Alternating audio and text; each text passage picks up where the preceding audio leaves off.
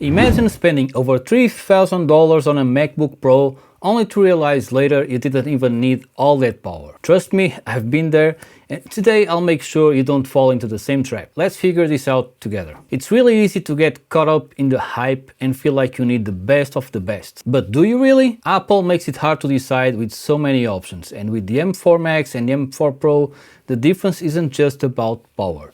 It's about understanding what you actually need for your workflow, and that's what we're breaking down today. The M4 Max is a beast, no doubt about it. And by the way, this is the M3 Max, which is already a monster. The M4 Max takes it up a notch with more GPU cores, extra encoding and decoding engines, and larger bandwidth. It's designed for the most demanding tasks like 3D rendering, multi-layer, color grading, or editing 8K footage without breaking a sweat. But let's be honest, how many of us actually work at that level?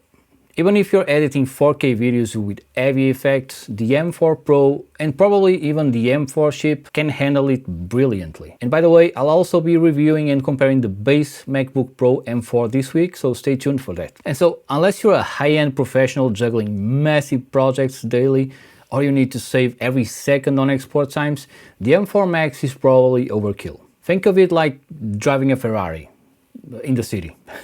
You'll barely use its full potential. It's kind of what happens with the M4 Max. What's important to know is that outside of the extra performance, the M4 Pro and the M4 Max are essentially identical. You get the same incredible display, the same Thunderbolt 5 ports, more battery life with the M4 Pro, same camera, same audio, same everything. So if you're going for the M4 Max, you're paying purely for the extra power. And that's something to consider carefully. Now, I've been using the M4 Pro for the last few days for all my video editing needs. S-Log3, 4K, color grading, you name it. And it hasn't skipped a bit. It's got fewer GPU cores, sure, but the real world difference, honestly, I couldn't tell. And let's not forget the price difference. With the M4 Pro, you're saving hundreds while still getting a machine that performs like a dream. Actually, had I known that earlier, and I wouldn't never bought the M3 Max. Sure, it's nice to have a faster machine, but is it a smart choice?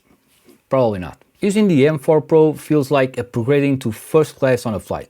You get premium performance, extra comfort, and everything you actually need, but without paying the insane price of a private jet, which in this case is the M4 Max. That's a good analogy. For most creators, it's the perfect balance of power and cost. Now let's get into the specifics. The M4 Max offers more performance cores and GPU power, but does that translate to real-world tasks? In most cases, no. And since I've got the M4 Pro, I've been using it for everyday tasks like web browsing, productivity work, video editing, content consumption, and not once have I noticed the difference compared to my M3 Max. The only exception, Final Cut Pro export times, where the difference was just about a minute and a half.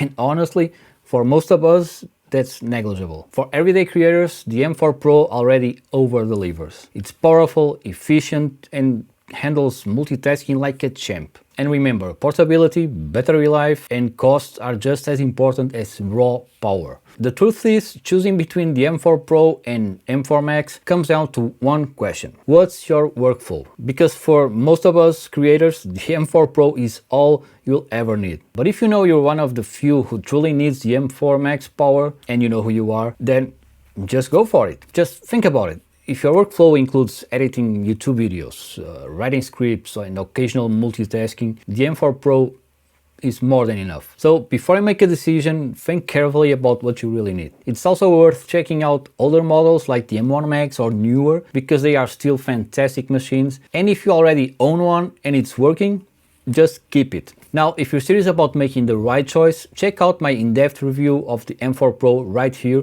and don't forget to subscribe so you don't miss the next one. Let's keep your wallet happy and your workflow efficient. See you on the next one. Take care.